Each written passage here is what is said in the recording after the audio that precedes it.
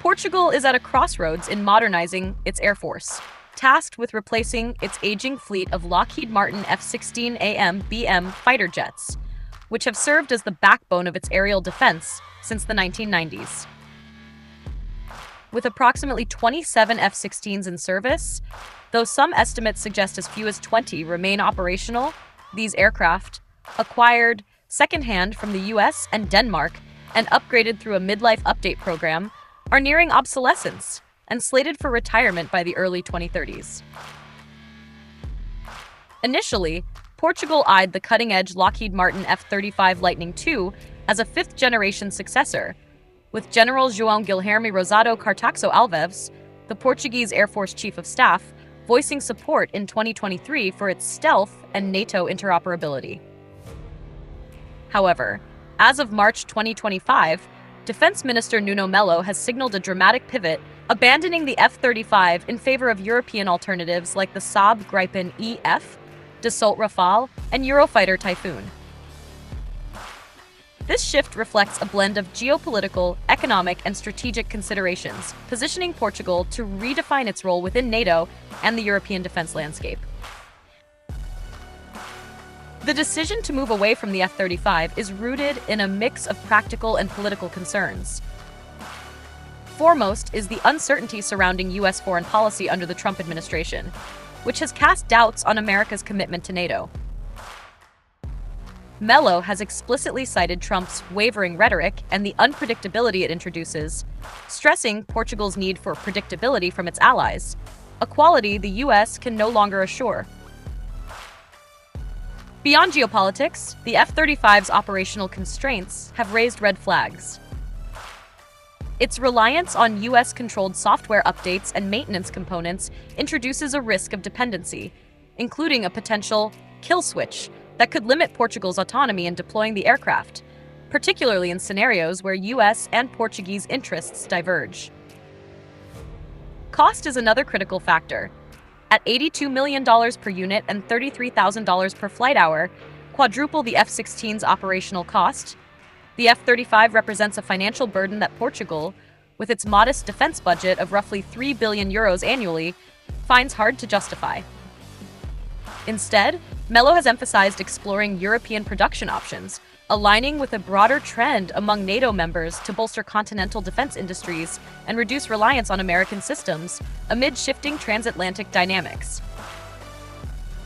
Among the contenders, the Saab JAS-39 Gripen E from Sweden has emerged as a compelling candidate, offering a cost-effective and flexible solution tailored to Portugal's needs.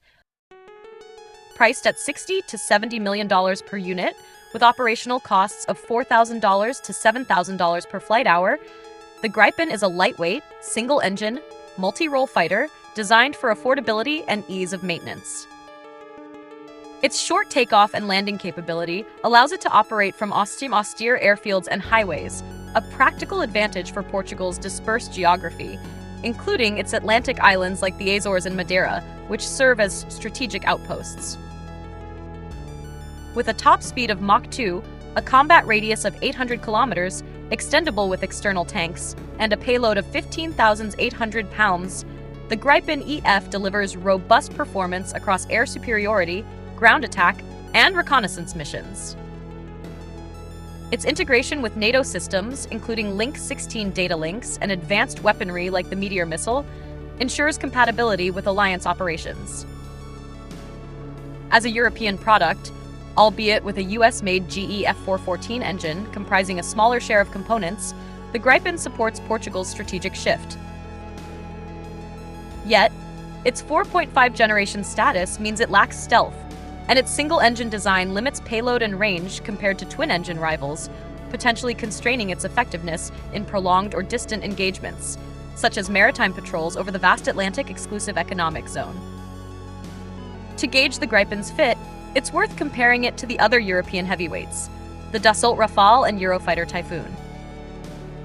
The Rafale, a twin-engine, 4.5 generation fighter from France, boasts superior versatility and combat pedigree, with a top speed of Mach 1.8, a combat radius exceeding 1,000 kilometers, and a payload of 20,900 pounds.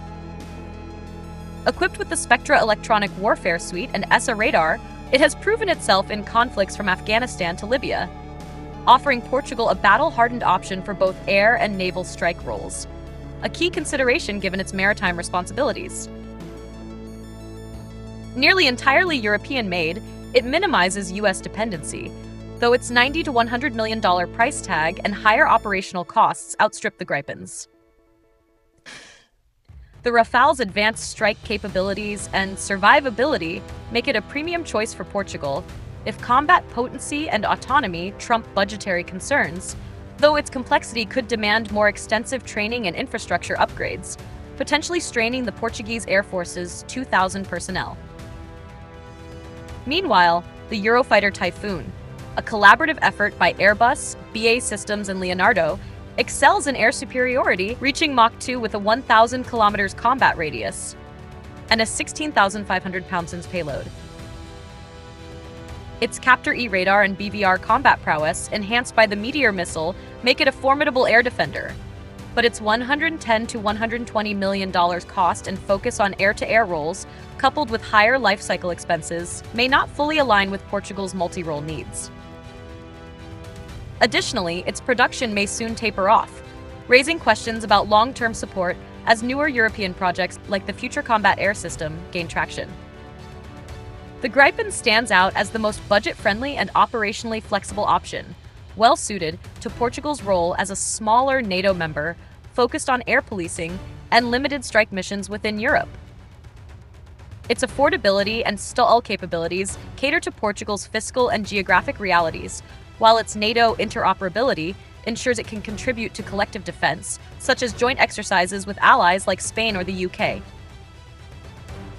However, its lack of stealth and smaller capacity pale against the Rafale's all-around combat strength and the Typhoon's air superiority edge, particularly in scenarios requiring advanced threat neutralization or extended maritime operations. If Portugal prioritizes raw performance and European independence over cost, the Rafale emerges as the superior choice, offering a battle-tested platform with minimal U.S. reliance and the ability to project power across its Atlantic domain. The Typhoon, conversely, shines if air defense is the primary goal, leveraging its agility and radar to counter aerial threats, though its price and specialization may overshoot Portugal's balanced requirements. Portugal's historical preference for cost-effective, second-hand acquisitions, like its F-16s, further bolsters the Gripen's case, though a new build purchase signals a shift toward long-term investment.